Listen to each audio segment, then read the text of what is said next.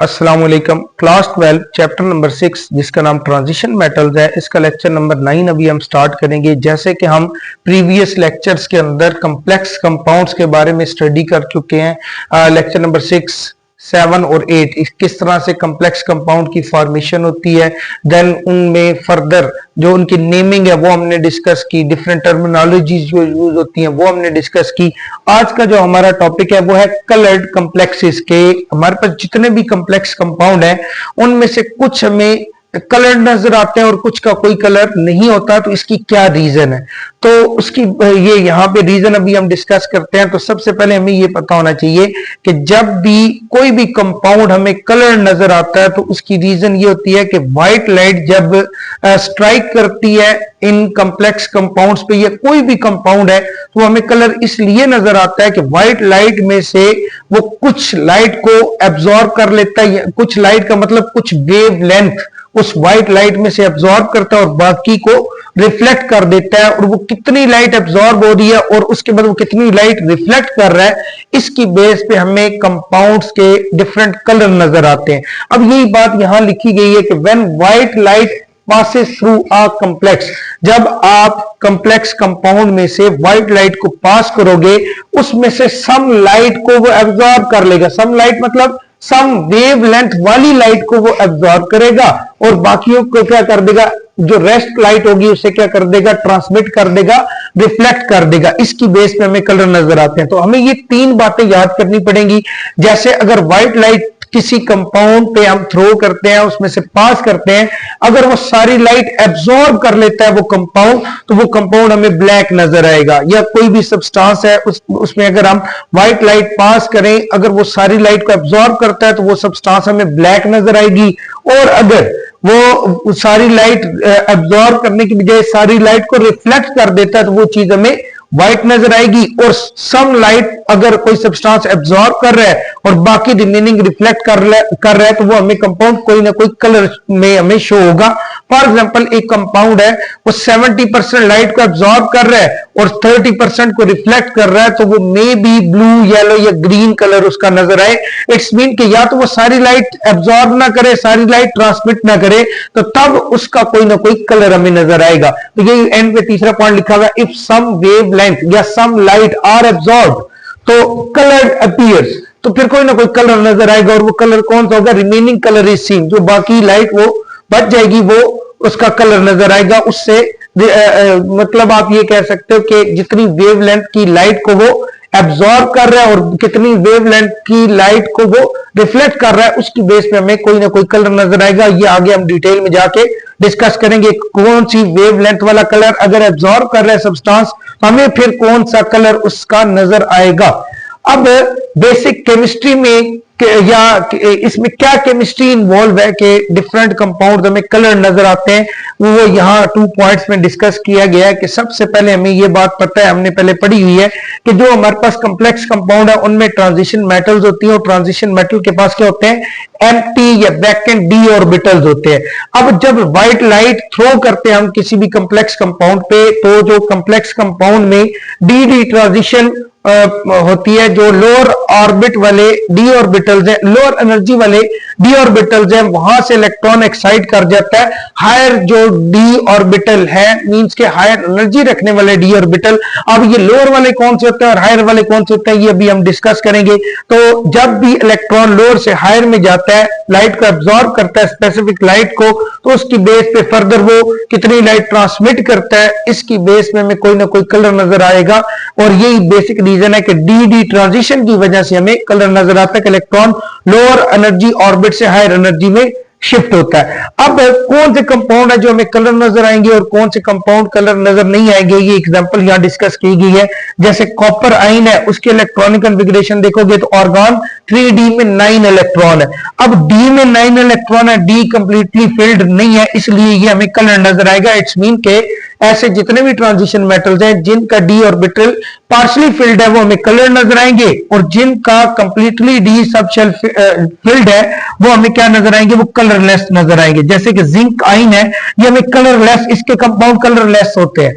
उसकी रीजन ये है कि इनके डी ऑर्बिटल क्या होते हैं, कंप्लीटली फिल्ड होते हैं। तो यहां से एक बात हमें समझ आई कि ऐसे ट्रांजिशन मेटल्स जिनका d ऑर्बिटल पार्शियली फिल्ड है उनका कोई ना कोई कलर नजर आएगा।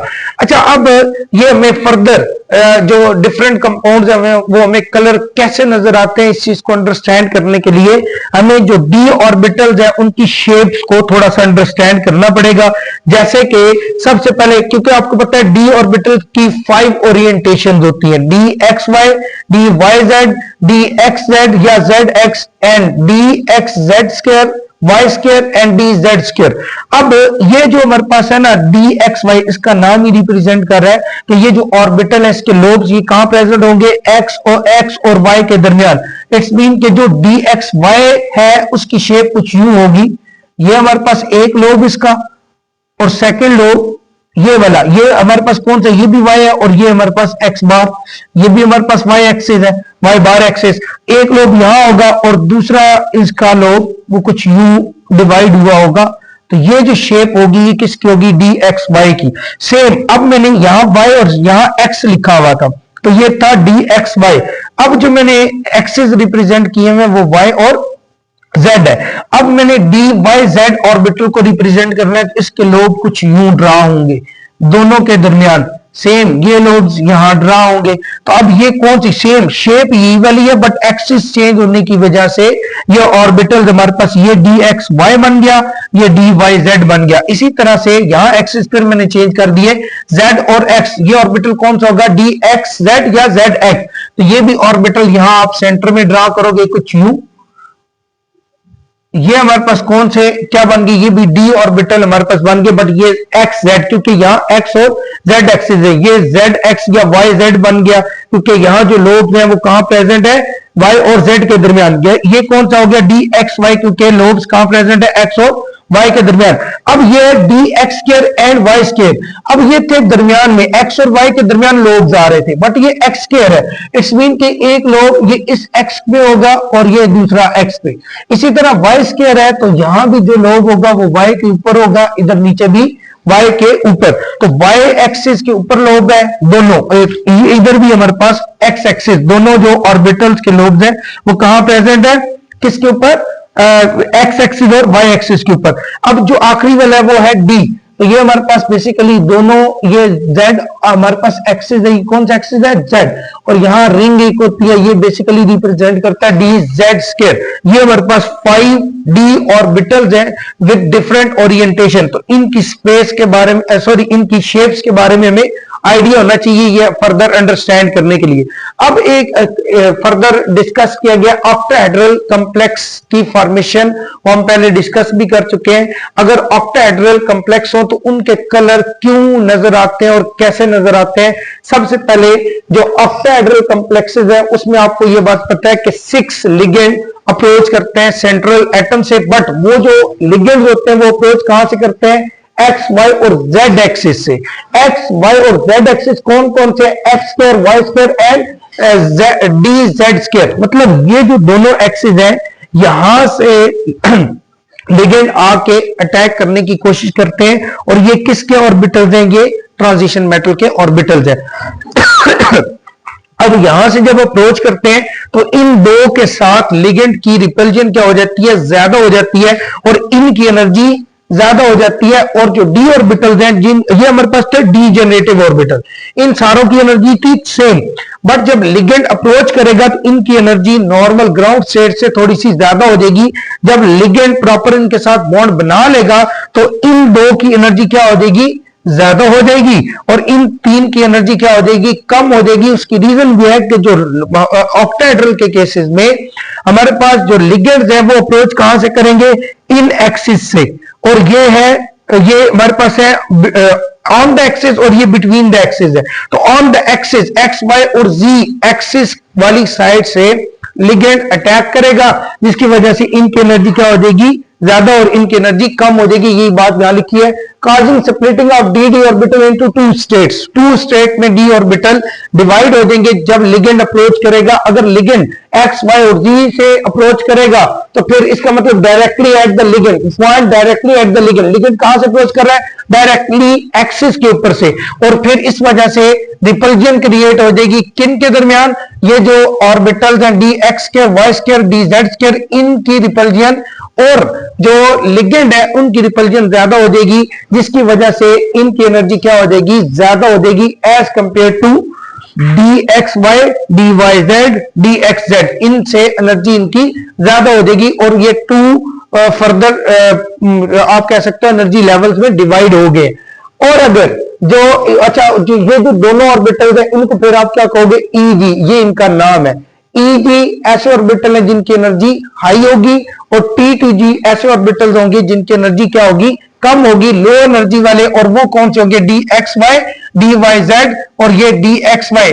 इट्स मीन कि जो डी ऑर्बिटल्स के फर्दर लोब्स हैं वो कहां प्रेजेंट है? बिटवीन द एक्सिस, इसलिए इनके साथ लिगेंड की रिपल्जन क्या होगी? कम होगी, और इनकी एनर्जी फिर इनसे कम होगी। इनके साथ इतनी लिगेंड्स की रिपल्जन नहीं है जितनी इनके साथ है, इस वजह से इनकी एनर्जी क्या हो जाएगी? ज्यादा, और इनकी एनर्जी क्या हो जाएगी? कम। अगर आप देखो ना, point directly to the ligand, ligand के साथ डायरेक्टली ये क्या करेंगे? अटैच होने की कोशिश करेंगे, जिससे रिपल्जन ज्यादा हो जाएगी, मोर रिपल्जन एंड हाई एनर्जी। अब ये क्या है? पॉइंट बिटवीन एक्सिस, जब लिगेंड अप्रोच करते हैं कहां से? एक्सिस के ऊपर से, और ये लोब्स कहां प्रेजेंट है? Between the axis. इस वजह से इनके साथ रिपल्जन क्या होगी? कम होगी। जब रिपल्जन कम होगी तो इन ऑर्बिटल की एनर्जी भी कम होगी। अब ये जो दोनों हमारे पास जो डिफरेंट ऑर्बिटल्स सेपरेट हुए एनर्जी की बेस पे, जिनको हमने नाम क्या दिया? Eg and T2G। Eg की एनर्जी ज्यादा और T2G की एनर्जी कम। इन दोनों के दरमियान जो एनर्जी गैप है उसको हम क्या कहते हैं? Delta E. एनर्जी गैप को क्या कहेंगे? Delta E. यही बात लिखी है, difference between Eg and T2G। Eg हमारे पास कौन से ऑर्बिटल है? हाई एनर्जी वाले। T2G लो एनर्जी वाले। इन दोनों जो डी ऑर्बिटल्स है इनकी एनर्जी का गैप क्या कहलाएगा? Delta E. और ये किसके इक्वल होगा? कि कितनी लाइट एब्जॉर्ब हुई है। जब व्हाइट लाइट एब्जॉर्ब हुई है, किसने एब्जॉर्ब की है? किसी भी कंपाउंड ने। तो ये इलेक्ट्रॉन क्या करेगा? जैसे ये, चलो हम इसको पहले स्टार्ट से डिस्कस करते हैं ताकि आपको ये बात समझ आ जाए। ये मेरे पास डी ऑर्बिटल है किसी भी ट्रांजिशन एलिमेंट के, और ये विदाउट लिगेंड है। इट्स मीन कि अभी तक लिगेंड ने बॉन्ड नहीं बनाया। जब डी ऑर्बिटल के करीब लिगेंड्स आएंगे बॉन्ड बनाने के लिए, तो इनकी एनर्जी क्या हो जाएगी? थोड़ी सी ज्यादा हो जाएगी। तो ये वो एनर्जी लेवल है जब लिगेंड क्या कर रहा है? अप्रोच करने की कोशिश कर रहा है। अभी अप्रोच नहीं किया। जब प्रॉपर लिगेंड अप्रोच कर लेंगे, क्योंकि लिगेंड कहां से अप्रोच कर रहा है? जो एक्सिस है वहां से। जब एक्सिस की तरफ से अप्रोच करेगा तो ये 5 जो डी ऑर्बिटल्स हैं ये किस में चेंज हो जाएंगे? फर्दर टू एनर्जी लेवल्स में Eg एंड T2G। Eg की एनर्जी क्या हो जाएगी? ज्यादा। क्यों? क्योंकि ये एक्स एक्सिस वाई एक्सिस और जेड एक्सिस है जहां से जो लिगेंड्स हैं वो अप्रोच करें, इनकी एनर्जी ज्यादा हो जाएगी। और जो ये तीन ऑर्बिटल हैं जिनको हमने क्या नाम दिया? D x y d y z d z x, इनकी एनर्जी क्या हो जाएगी? कम हो जाएगी। अब ये तब आपके पास एनर्जी लेवल्स होंगे जब लिगेंड इनके साथ अप्रोच कर चुका होगा। अब इलेक्ट्रॉन ये है फॉर एग्जांपल, क्योंकि ये लोअर एनर्जी, पहले लोअर एनर्जी लेवल पे इलेक्ट्रॉन रहता है। अगर व्हाइट लाइट फॉर एग्जांपल यहां ये कंपाउंड एब्जॉर्ब करता है जिसमें डी ऑर्बिटल के ये एनर्जी लेवल्स है, तो जब एनर्जी ये इलेक्ट्रॉन एब्जॉर्ब करेगा तो ये इलेक्ट्रॉन यहां से एक्साइट होके कहां चला जाएगा? डी एक्स वाई जी, क्योंकि इन तीनों की एनर्जी तो सेम है, यहां जाएगा।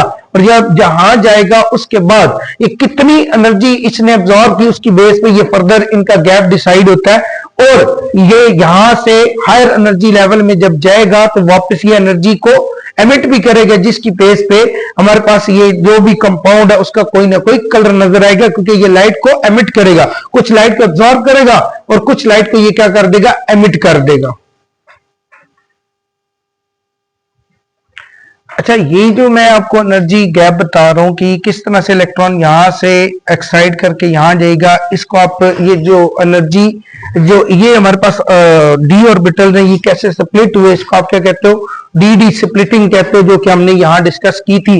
और यहां से इलेक्ट्रॉन का यहां जाना, इसको बोलते हैं डी ट्रांजिशन, कि लो एनर्जी लेवल से इलेक्ट्रॉन ने एक्साइट करके या जंप करके कहां गया, वो हाई एनर्जी लेवल, इसको हम क्या कहते हैं, डी ट्रांजिशन। अब ये हुआ कैसे कि यहां जो इलेक्ट्रॉन था उसने जब व्हाइट लाइट को एब्जॉर्ब किया तो ये यहां से एक्साइट होके यहां पे चला गया, कहां से, मतलब T2G से E2G। ये बात यहां लिखी गई है, electron jumps from T2G to EG by absorbing light of suitable. जो लाइट वो जितनी एब्जॉर्ब कर सकता है उसकी बेस पे इसने एनर्जी को एब्जॉर्ब किया और ये कहां चला गया, हायर एनर्जी लेवल पे। अब जो एनर्जी इसने एब्जॉर्ब की है जिस कलर की, वो क्या हो जाएगी, व्हाइट लाइट में से रिमूव हो जाएगी, क्योंकि ओवरऑल इसने व्हाइट लाइट को एब्जॉर्ब किया है। अब उस व्हाइट लाइट में से कुछ पोर्शन ये प्रॉपर एब्जॉर्ब करेगा और बाकी को क्या कर देगा, रिफ्लेक्ट। अब व्हाइट लाइट में से जो चीज इसने एब्जॉर्ब की उसकी बेस पे एक कलर हमें नजर आएगा। और वो किस तरह से आप आइडेंटिफाई करोगे, ये हमारे पास बुक के अंदर एक दिया गया पाई चार्ट, उसमें ये बताया गया कि अगर कोई कंपाउंड व्हाइट लाइट में से येलो ऑरेंज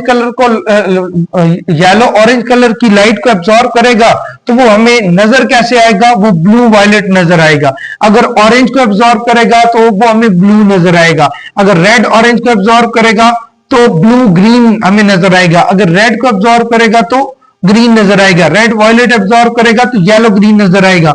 अगर वायलेट को एब्जॉर्ब करेगा तो येलो नजर आएगा, ये येलो को एब्जॉर्ब करेगा तो वायलेट नजर आएगा। आप इसी को वापस भी लेके आ सकते हो। इसी तरह से यही बात कि व्हाइट लाइट में से अगर ये वाला कलर, फॉर एग्जांपल अभी यहां वैसे एग्जांपल डिस्कस की गई है, अगर कोई कंपाउंड ऑरेंज कलर को एब्जॉर्ब कर रहा है व्हाइट लाइट में से, वो हमें नजर कैसे आएगा, ब्लू नजर आएगा। अगर कोई कंपाउंड व्हाइट लाइट में से रेड कलर को एब्जॉर्ब कर रहा है तो वो हमें ग्रीन नजर आ जाएगा। इसी तरह यही बात यहां लिखी गई है, the absorb colour is removed from the white light. अब व्हाइट लाइट थ्रो की, उसमें से रेड फॉर एग्जांपल इसने एब्जॉर्ब कर लिया तो व्हाइट में से रेड तो खत्म हो जाएगा, बाकी जो कलर होंगे वो ये क्या कर देगा, कंपाउंड एमिट करेगा और जिसकी बेस पे हमें कलर नजर आएगा। द ऑब्जर्व्ड कलर हमें नजर क्या आएगा, is the complementary colour of the observed colour is complementary colour of absorbed. यहां क्या होगा, एब्जॉर्ब्ड वेवलेंथ, जितनी उसने लाइट को एब्जॉर्ब किया उसका कंप्लीमेंट्री कलर होगा, जैसे कि यहां मैंने बता दिया है। अब ये एग्जांपल दो दी हुई है, ये हमारे पास निकल के एक कम्प्लेक्स है, ये रेड लाइट को एब्जॉर्ब करता है किसमें से, जब आप इसमें से इस पे लाइट कौन सी वाली, व्हाइट लाइट थ्रो करोगे तो, लेकिन एब्जॉर्ब कौन सी कर रहा है, ये रेड लाइट, बट अपीयर कैसा होगा, ग्रीन, क्योंकि रेड लाइट के सामने कौन सा कलर लिखा हुआ है, ग्रीन। रेड को एब्जॉर्ब करेगा तो ग्रीन नजर आएगा, अगर ग्रीन को एब्जॉर्ब करेगा तो रेड नजर आ जाएगा। इसी तरह हमारे पास कॉपर का एक कंपाउंड है, कॉम्प्लेक्स कंपाउंड, ये ऑरेंज कलर को एब्जॉर्ब करता है व्हाइट लाइट में से, बट अपीयर कैसे होगा, ये ब्लू, हमें नजर कैसे आएगा, ये ब्लू नजर आएगा। अब ये एक एग्जांपल डिस्कस की गई है, ये मेरे पास एक टेस्ट ट्यूब है जिसमें कॉपर आयन, ये वाला फॉर एग्जांपल कॉम्प्लेक्स कंपाउंड लिया गया, इसमें हमने व्हाइट लाइट थ्रो की और व्हाइट लाइट में ये डिफरेंट कलर्स हैं, फॉर एग्जांपल ऑरेंज है, येलो, ब्लू, पर्पल और रेड। तो ऐसी हमने लाइट थ्रो की व्हाइट, जिसमें ये सारे कलर थे। जब इस लाइट को हमने यहां से इस कंपाउंड में से पास किया और ये जब यहां से लाइट पास हुई तो इस पूरे कॉम्प्लेक्स कंपाउंड ने सिर्फ किस लाइट को एब्जॉर्ब किया, ऑरेंज को, क्योंकि यहां ऑरेंज मिसिंग है। देखो येलो भी है, इधर ब्लू भी है, पर्पल भी है, रेड भी है, बट यहां जो ऑरेंज थी वो लाइट इसने एब्जॉर्ब कर ली। अगर ऑरेंज को एब्जॉर्ब कर रहा है तो ऑरेंज के सामने क्या लिखा हुआ है, ब्लू। इट्स मीन कि इस कंपाउंड का कलर हमें कैसा नजर आएगा, ब्लू। क्यों, क्योंकि ऑरेंज इसने एब्जॉर्ब कर लिया। तो ये इसका बेसिकली क्या होगा, ऑरेंज का जो कंप्लीमेंट्री कलर होगा वो फिर ब्लू होगा। तो इस तरह से डिफरेंट कॉम्प्लेक्स कंपाउंड हमें कलर नजर आते हैं।